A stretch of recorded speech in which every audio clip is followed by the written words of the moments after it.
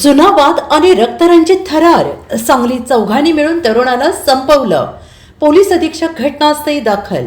सांगलीच्या स्वामी समर्थ घाटावर एका 20 वर्ष तरुणाचा भर दिवसा निर्घृण खून करण्यात आला आहे. या घटनेमुळे संपूर्ण सांगली शहरात प्रचंड खळबळ उडाली आहे.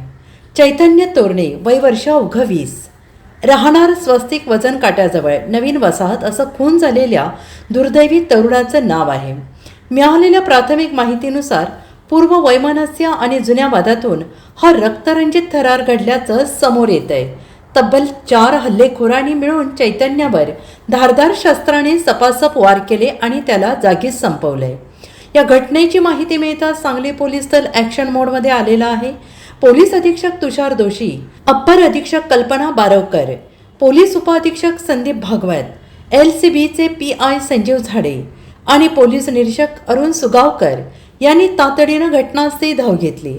भर वस्तीत झालेल्या या खुनामुळे सांगलीत कायदा आणि सुव्यवस्थेचा प्रश्न पुन्हा एकदा ऐरणीवर आला असून पोलीस आता या चौघा हल्लेखोरांच्या मुसक्या आवळण्यासाठी कसून शोध घेत आहेत. Bureau report, SVN Marathi, Sangli.